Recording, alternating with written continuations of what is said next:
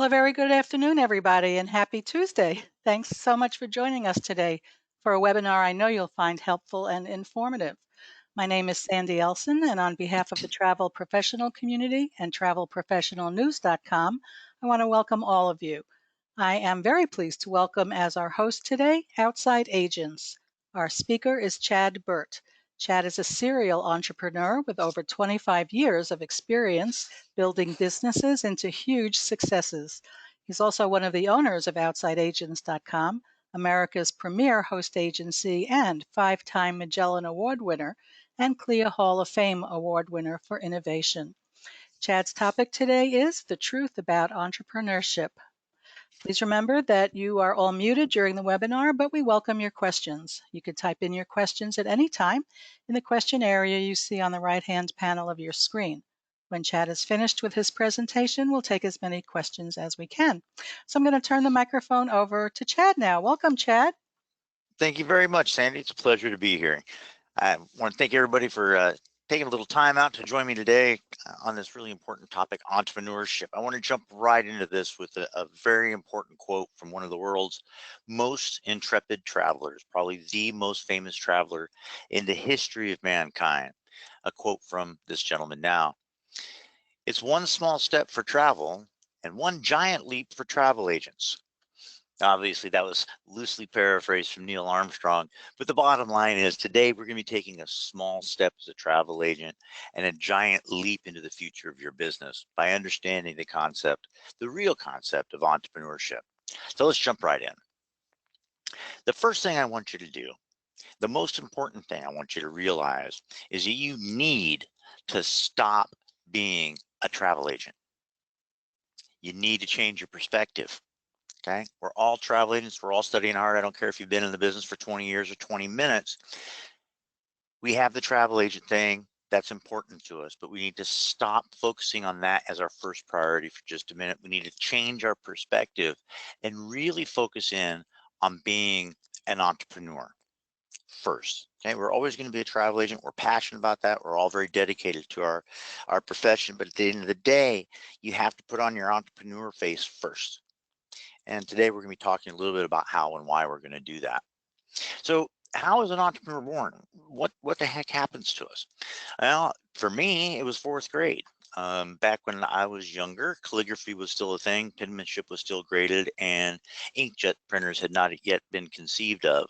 So one afternoon, a gentleman by the name of Mr. Harrison came by my fourth grade class and taught us how to do calligraphy, some kind of fancy writing and stuff. And my mom had bought me a little pen and ink thing for I think for $2, and we showed up, or I showed up to this little presentation he did. I learned calligraphy.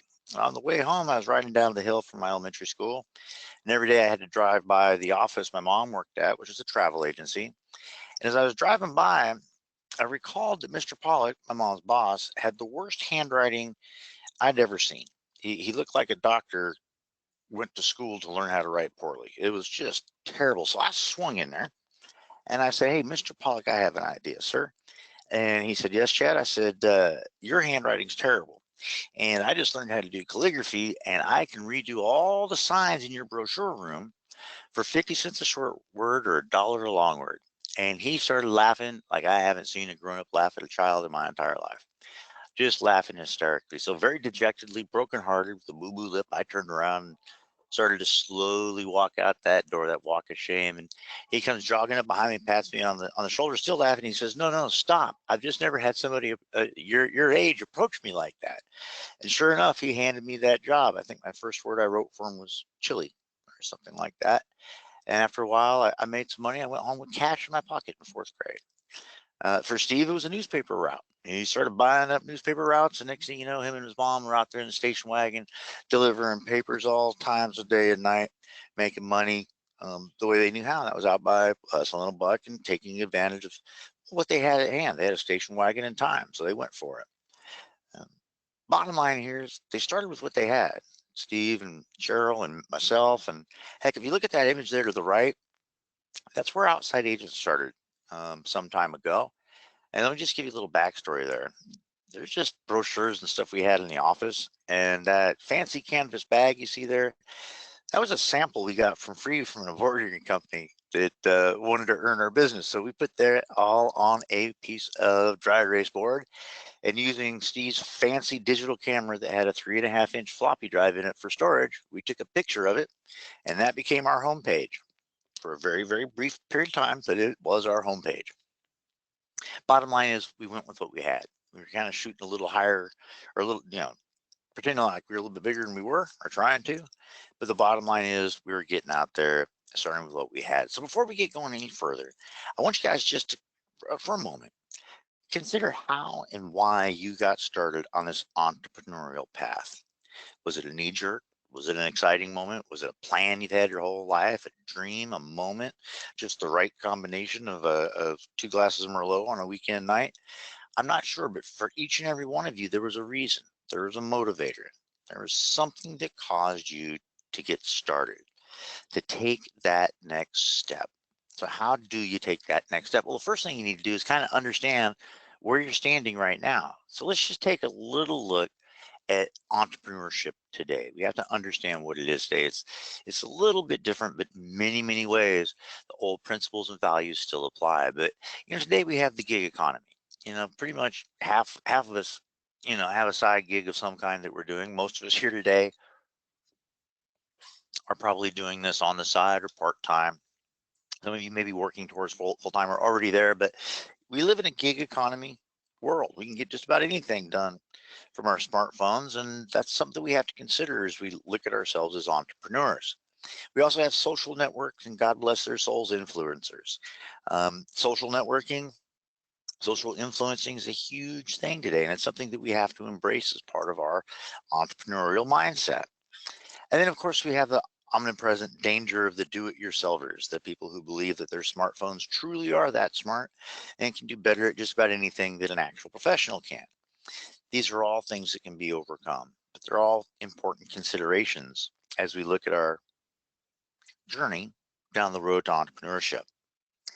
The most important takeaway, though, here is that a lot of the stuff regarding building a business, regarding building or being an entrepreneur from days gone by are just as true today, if not more so, than they were in days gone by. Principles like value, principles like improvisation, I'll get into detail on that in a sec, Moxie, and of course, the ever-present threat of failure. So let's take a look at those 4 items real quick. What is value? Well, let's consider what that is, and let's start with an academic definition, shall we? Everybody loves the book definition. Well, you'll need to know how to combine resources to meet needs in ways that exceed the sum of your efforts and the wants of your clients. Okay, there's your textbook definition boiled down. And you got to do something better than they expect, and you got to do it with less work than other people are doing it with. That way you can get ahead of the game. So what is value? Well, typically value centers around one of 4 primary concepts: price, service, convenience, and product. Now, when price is your primary value, you're the deal hunter. You need to know your wholesalers, your consolidators, your contract rates, your group rates, promotions, how to rebate if you have to. You also need to be acutely aware that your client is your primary adversary. Okay? But if you're selling on price, you have to know the game inside and out. And then you have to decide how little money you want to make. Okay? But price is a successful model for many companies out there. So consider that as one of your options. The next I like to call the concierge, right? The concierge. That's when service is the core of your pitch. That means that you need to be detail oriented. You need to concentrate on anticipating needs. You need to be extremely knowledgeable, and you need to be highly focused on delivering the client's expectations from start to finish. That means you leave no detail untouched. You think of things that your client didn't even think to ask about. You're that waiter that you never have to speak to in the restaurant because they just do what needs to be done without so much as a glance from you. That's the concierge. Now, this can be very lucrative because you're always adding things into the overall experience. And it can also be very rewarding because they're looking to you for your expertise, and then you're delivering on it. The next I like to call the transactor. And this is where convenience is your secret sauce. The transactor Well, you're the person who gets things done. You're 24/7 or really close to it. You make everything quick and easy. No worries, no hassles. It's easy. Look at the television for uh, examples as to just how important easy is to today's world, to today's entrepreneur. Yeah, I was watching a Rocket Mortgage commercial the other day. A mortgage for a home, and their sales pitch is it's easy. You just go on your phone, and it's easy to take out a $250,000 loan. Just a few clicks on your phone, and you've taken care of it. Okay, that is convenience. That's ease. Okay, so you're somebody who 1, 2, 3 can just handle it, similar to a concierge, but more guided by the client rather than guiding the client. You're just making things super easy for them. And then finally, if you're going to talk about product, then you're a producer. You're the one who's creating unique vacation experiences for your clients, different things, stuff that's off the beaten path. You're not putting your clients in the Hilton in downtown Paris. You're putting them, 6 blocks off city center in a small boutique hotel that nobody's ever heard of because it's next door to this great little shopping area with great little restaurants and stuff. It's going to be an authentic Parisian experience that, well, frankly, they might not be able to find on their own because ads and promotions online are so dense for other products that some of these smaller, more niche, more targeted products aren't front of mind for your clients. So that means you become that producer. You create memories. You create bagging rights. You know many of the best niche vendors in the business, and you know how to create a truly unique travel experience. So what do you do with that knowledge? You take action with it, right? How can you uh, define your value? Well, you always have to answer one very important question for your clients. What's in it for me? You need to explain to your clients quickly and with confidence why you represent a value to them. At the same time, you need to reduce the effort that you have to expend to get the results that you need to address the wants and needs of your client. Okay, you want to take a lot of the work out of what you're doing, the manual, tedious stuff off your plate so that you can focus in on enhancing the value that you deliver. Personally, I recommend using automation. Now, I'm not trying to make a shameless plug here, but outsideagents.com is probably one of the most award-winning companies in the industry for our technology and innovation because we recognized early on that automation was going to be key to the success of our agents. Okay, getting them away from taking credit card numbers on the phone and doing the drudgery work and getting them focused in on helping Aunt Susie with her dietary needs on this particular trip, or working to enhance a vacation experience with some very select excursions or experiences and so on. So leverage animation, okay? Reduce the time it takes to manage a group through automation. Automate client interactions, bon voyage letters, welcome home, all that stuff. Technology, ours certainly does, some others do. Our technology allows you to automate all that, set it and forget it. Okay, same thing with your marketing. Automate it if you can. Build out 3 or 4 email campaigns, schedule them in advance. Now you're done with it and you can move on. You've got a month to focus on what you do. Or, as with outside agents, we can handle all that for you. One way or another, it's being automated. And please, if you just hear one thing from the slide, use a CRM, use a client relationship management system of some kind. We offer one as part of our program. You can go out and buy plenty of them. Something. Don't try to run a business off of a legal pad or post-it notes or a spreadsheet or something. It in the long term, it's going to work out to your detriment to be wasting time fooling around with stuff that could be easily automated. Next, and this is why we're using the automation. It's not because we're lazy. We're trying to free up time so that we can focus in on exceeding the wants and needs of your clients. So in that vein, it's imperative that you understand those needs and be able to satisfy them. Ask yourself, how can I better understand what the client wants better than other people can? Well, one of the most obvious answers to that is ask more questions and listen better. How can I add value and benefits to their experience? Well, for those of you that are with hosts, lean on your host, lean on professional travel agent social networks, do some research beyond just a quick Google. Okay, pad stuff in for them. One of the most important things you can do in today's world is anticipate their needs. And people are used to that now. Every little app in their phone is predicting what they're going to want next. It's called gamification. Okay, they're going to reward, or you get rewarded when they anticipate your needs, and so you can continue using their app. You need to anticipate their needs, and then finally, and this is extremely important in today's internet-driven world, you need to distill and qualify information for them. Okay, now today's travel industry is different. My mom was in the industry. Travel agencies were what? They were giant brochure rooms. Today, the internet's your brochure room. And the thing is that room is huge. It's overwhelming. There's so much information out there. Your do-it-yourselfers, your self-service clients are out there. They're being overwhelmed with information. My wife and I are going to Switzerland in a few weeks, and my wife is still looking at excursions.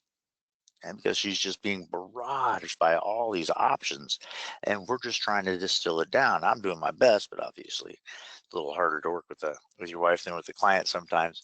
But at the end of the day, that distillation is taking all that information and breaking it down into digestible pieces that clients can make informed decisions on is a key function of your role as an entrepreneur that happens to specialize in travel. Next, I'm going to take us out just a little kind of to the left field here for just a sec, but it's one of my specialties, so bear with me. I want to talk a little bit about the importance of improvisation in your role as an entrepreneur. Let me put that in simple terms for you. Fake it till you make it. Just like I showed you our first little homepage photo there, we were faking it till we made it. Folks, I will tell you this. We're one of the top 1 or 2 hosts in North America today, but when we started off, our motto was do not look at the man behind the curtain. For those of you that remember the Wizard of Oz, that was our motto. Okay, we were faking it till we were making it. I was answering those phones, and if I didn't know the answer to a question, I would repeat the question a little louder. My business partner Steve would pantomime the answer to me if that's what it took. We did that for quite a while. It took time. Okay, so fake it till you make it. But let me explain this just a little bit better for you. Okay, I'm not asking you to blow smoke. In fact, I'm telling you just the opposite. But didn't you wear your Sunday best to a job interview? I mean, you don't dress like that every single day, do you? No, you're putting your best foot forward. Okay, you're faking it. You're dressing it for you're dressing for not the job you have, but for the job you want. You're pushing it forward. You need to focus in on that. In fact, you're going to learn as you go. Okay, you're going to fake it as you make it. And I'm going to tell you a quick story that should be near and dear to Sandy, at least. That Joni will get a kick out of this too, I think. A long, long time ago, one of my first webinars I ever did was with Joni Ogg, and I was on a panel with some heavy hitters in the industry. We were not a heavy hitter at the time. Joni was kind enough to tuck me in there and give me a shot at, playing with the big boys. And I went through it. One of the speakers chewed into my time and threw me off quite a bit. And boy, I can make 90 million excuses, but I came across like an idiot. I'm not going to lie to you. I stumbled and stuttered and was flustered and twisted my words and just really did one of the worst jobs speaking I have ever done in my entire life. I was absolutely gobsmacked. I was blown away. I was frustrated. I was angry. And I'm not going to lie to you. I dropped a couple choice words as I went to hang up the phone thinking that the webinar had ended. Folks, those choice words were heard by several people that were in that webinar. And I heard Joni say, Chad, we can hear you. And then I said, oh, shoot. I'll use that word for you now. But I said 4-letter word again and slammed the phone down. And I stormed out the door. I was humiliated. I was embarrassed. I was ready to go get a cardboard box and pack my stuff and leave because I had just ruined everything, right? Now, it's funny. Joni and I had a little talk. She gave me a little encouragement. A few months later, I got a chance to do a similar panel. I did a whole lot better that second time. A whole lot better. I learned from what happened. So there was a lot of improvisation going on that first session, a lot of improvisation going in on that second session. But at the end of the day, I was there and I was doing it and I was learning from it, I was doing the best that I can. That's what a true entrepreneur does. They go into a situation knowing they might lose and they try it anyway.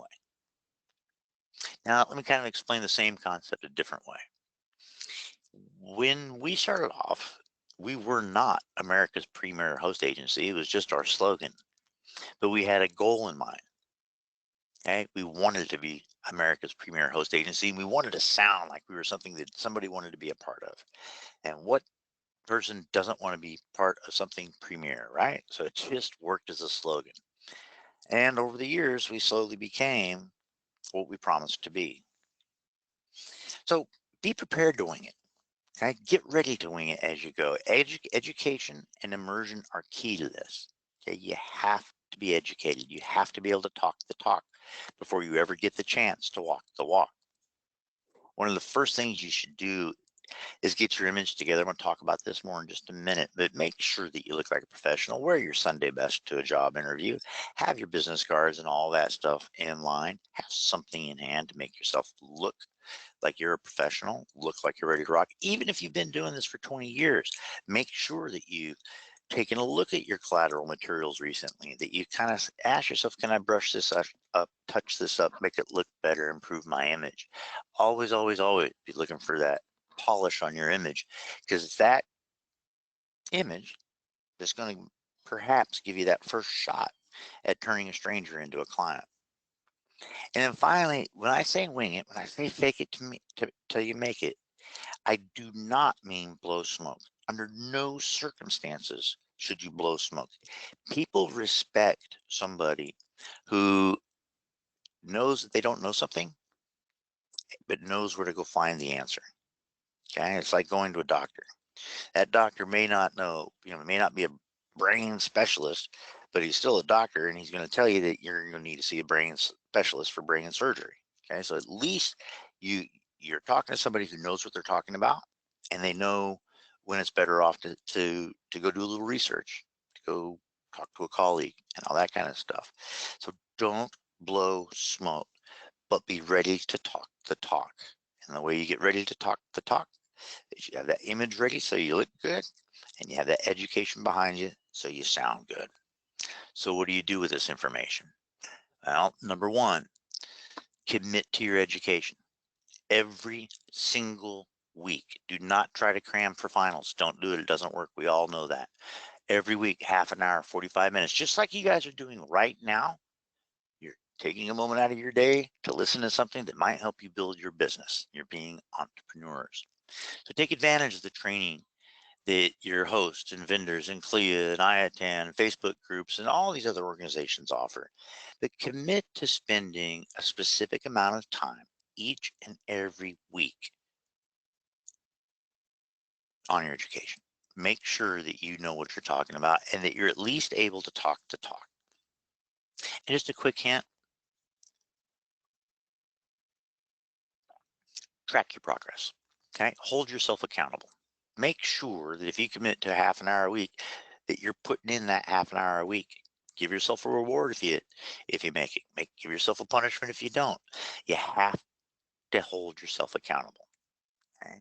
You cannot have the mindset that I missed it this week, I'll catch up next week. Because pretty soon you owe yourself 6 hours worth of training and you'll never get that done. You'll never sit down for 6 hours in a row and get caught up. So make sure it's regular, scheduled, and it's a commitment that you adhere to. I want to tell you another quick story just to kind of explain how important education and immersion are. My mom was an agent for 33 years. If you wanted to parachute down into the Amazon, land in a canoe, and surf out to the ocean, she could probably figure out how to get you there. And the last year or two of her career, she worked with us. In fact, she used to sit right next to me. I looked over the last week. I'll never forget. It was a Thursday afternoon, the week before she retired, and she sat right next to me. I looked over, and she's doing a sandals training. I looked at her, I said, Mom, what are you doing? She smiled rather coyly at me, shrugged her shoulders, and said, force a habit.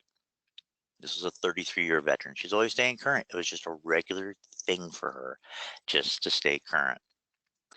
The other thing that she made it a point to do, and this was back in the day, so this was mainly offline, but she made a point to be involved with other travel professionals.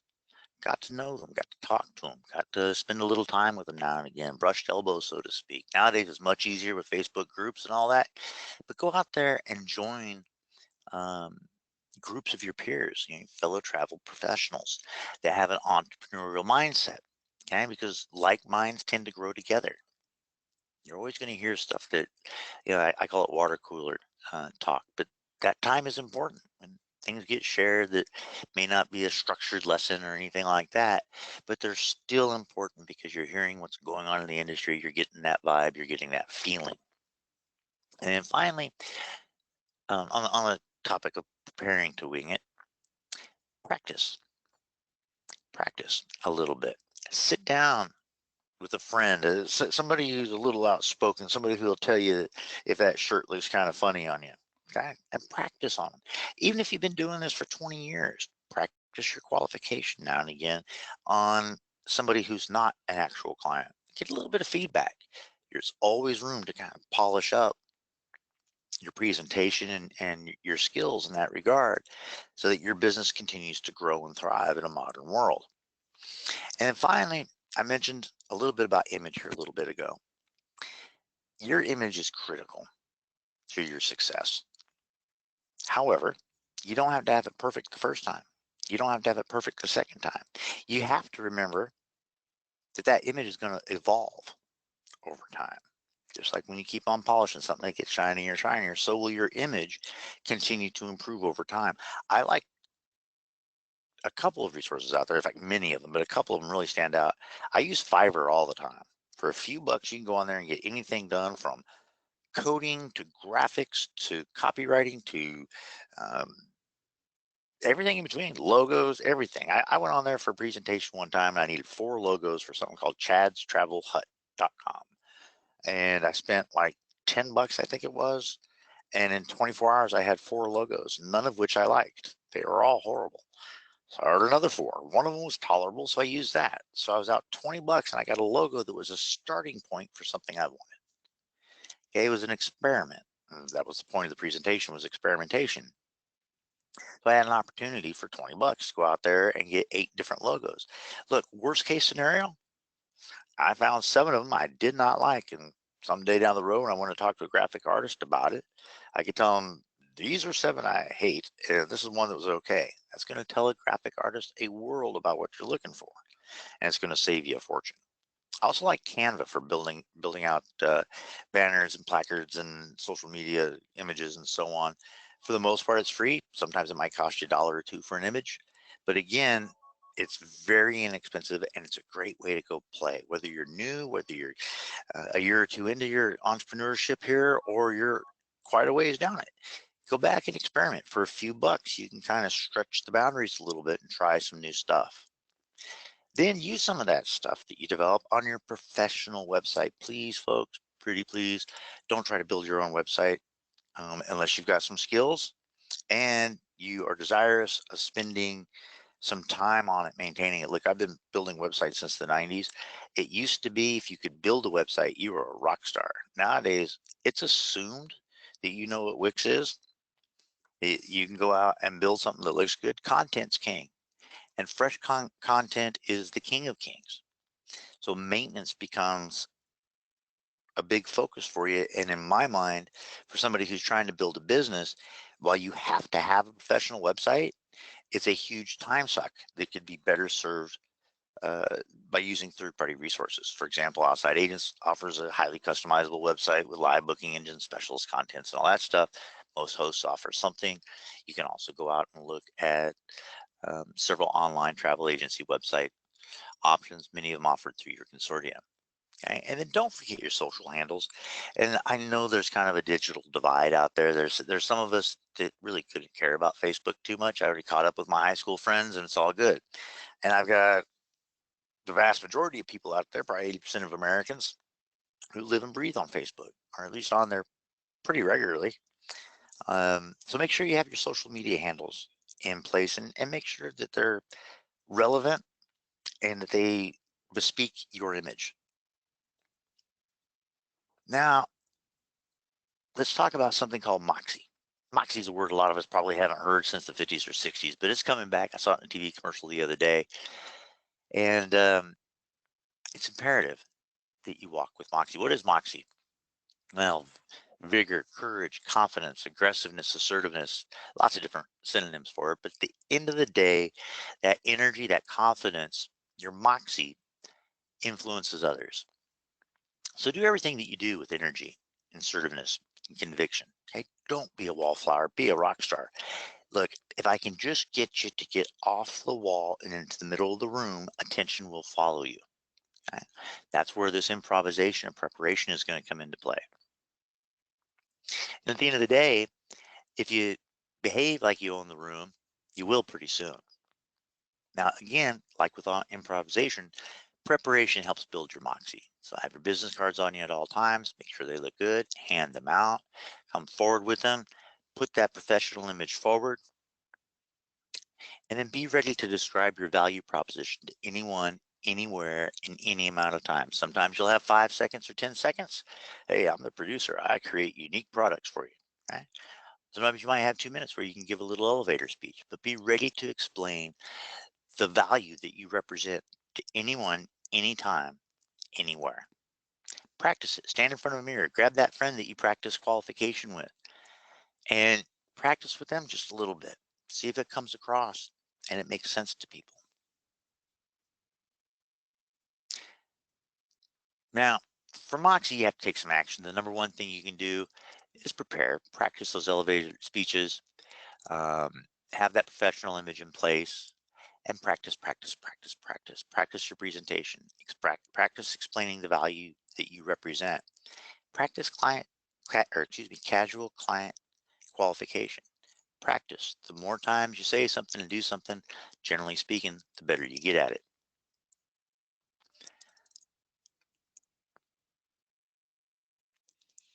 Now, let's talk about failure. Okay? Failure is not an option. Failure is not an option. It's a requirement. It's an absolute requirement. You're going to go out there and you're going to stub your toe and you're going to benefit from it. Let me prove it to you. Okay, first of all, remember that if being an entrepreneur was easy, everyone would do it. Okay. Now, all entrepreneurship, all businesses, if you're going to make a buck, require some kind of risk, some kind of investment. The word risk kind of has a negative connotation to it. I prefer the phrase strategic investments, but at the end of the day, you have to be able to put yourself out there and take a risk. Remember, the greater the risk, the greater the reward. I'm not asking you to go roll the dice, but certainly you have to go out there and invest in yourself.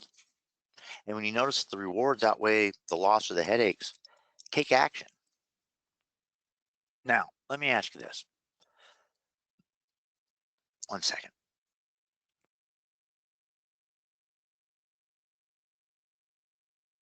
I had a little trouble with my phone there. I apologize.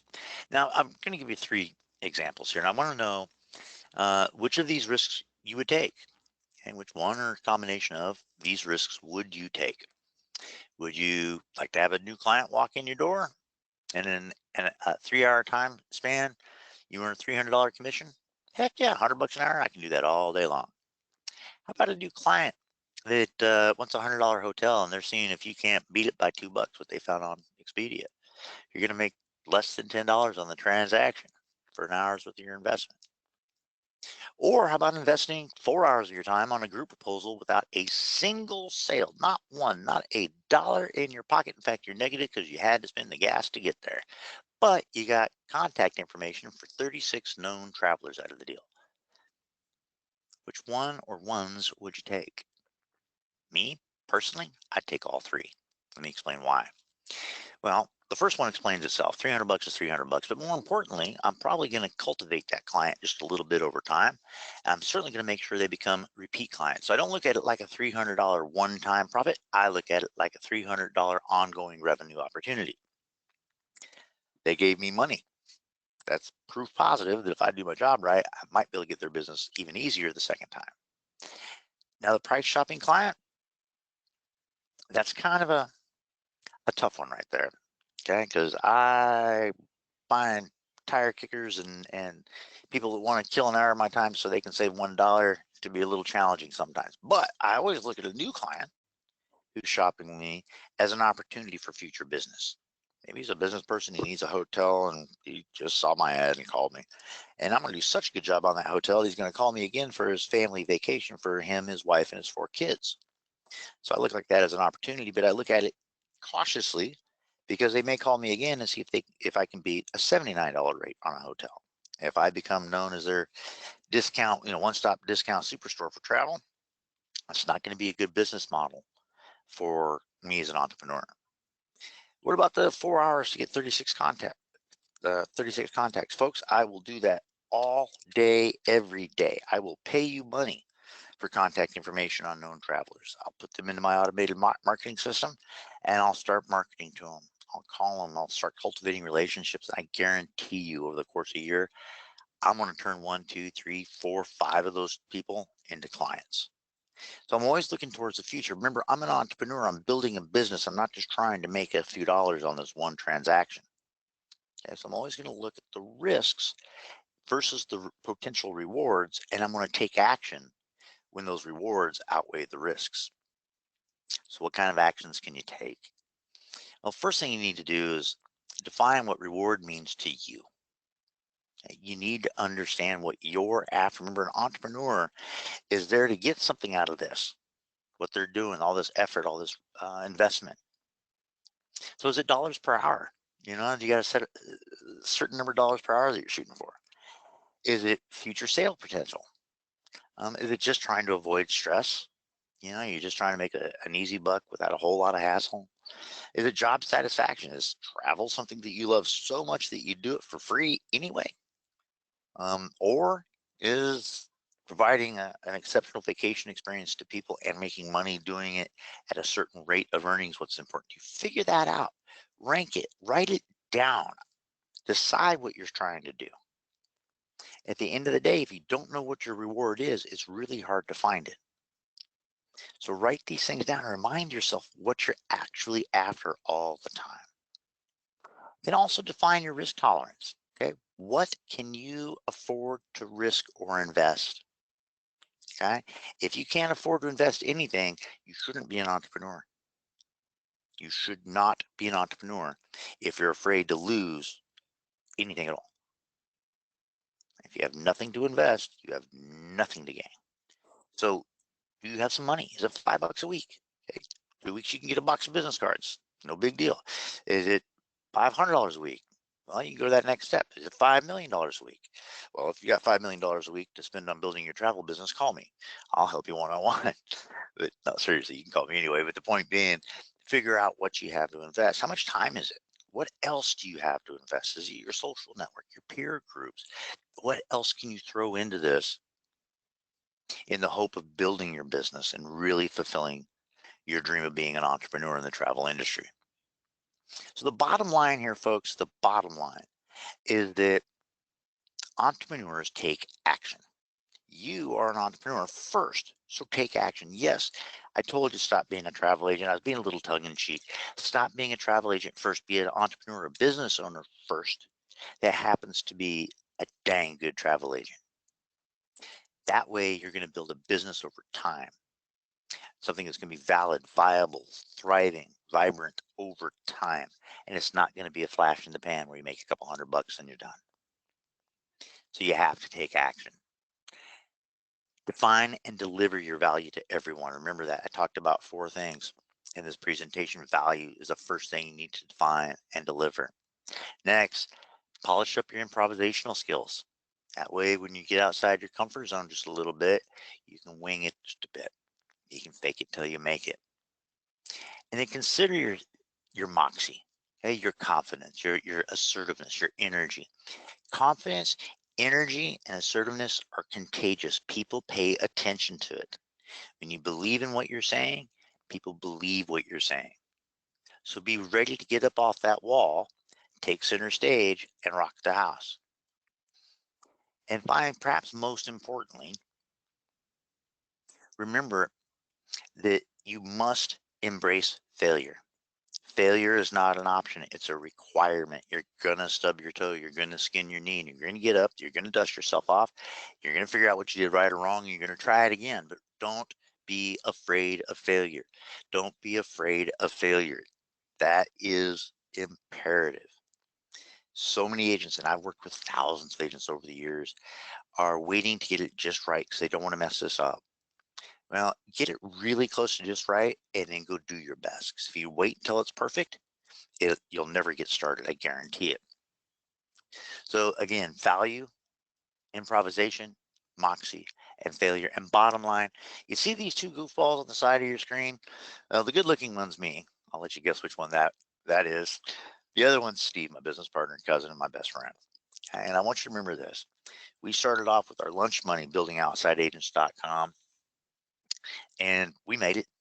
And if two goofballs like us can make it, you can too. Thanks. Have a great day. Thanks so much, Chad. That was really fabulous information. I want to tell our agents if you have any questions for Chad about anything that he just told us, now's a good time to type it into the question area. And Chad, do you have a slide that has your contact information on it in case someone wants to get in touch with you about outside agents or anything that you talked about? You know, for a guy that just got done talking for quite some time on the importance of preparation, I do not. But Okay. here, I tell you what, remember I talked a little bit about improvisation? One second. Maybe you can just tell people your phone number or your email address. Okay. My email address is chad@outsideagents.com. And our phone number is 866-208-5604. Okay, fabulous. Um, Chad, it sounds like a lot of what you are suggesting that goes into entrepreneurship will take our agents, new and experienced, out of their office and into the world to do what they do. Is that true? Yes. Yeah. Look, you can stay in your office as long as you want. Okay. We live in a very virtualized society. That's all good. But at the end of the day, either literally or figuratively, you have to get out of your comfort zone. You have to talk to somebody. You have to be around people. If you want to run a business from your home, great. Don't be afraid to answer that phone. I know in today's text-driven society, a lot of us just bounce back and forth, back and forth, back and forth with texts and all that. But once you have real human interaction with somebody, then the likelihood of doing business with them increases dramatically. So the human Fabulous. touch still counts a lot. And it's all about relationships, like almost any business, isn't it? Absolutely. Well, this has been really important and interesting information. I want to thank you so much. Our host today has been Outside Agents, and our wonderful speaker has been Chad Burt, serial entrepreneur and one of the owners of Outside Agents. Chad, thank you so much. We all learned a lot. I know I did too. So I really want to thank you for doing this webinar with us today. Thank you so much, Sandy. It's been a real pleasure as always, and I look forward to doing this again. Y'all have a great day. Likewise, and I want to tell our agents that we appreciate their being here. We know you have busy days, and we really appreciate that you took time out of your day to be with us today. So enjoy the rest of your day, and we'll see you next time. Bye, everybody. Bye.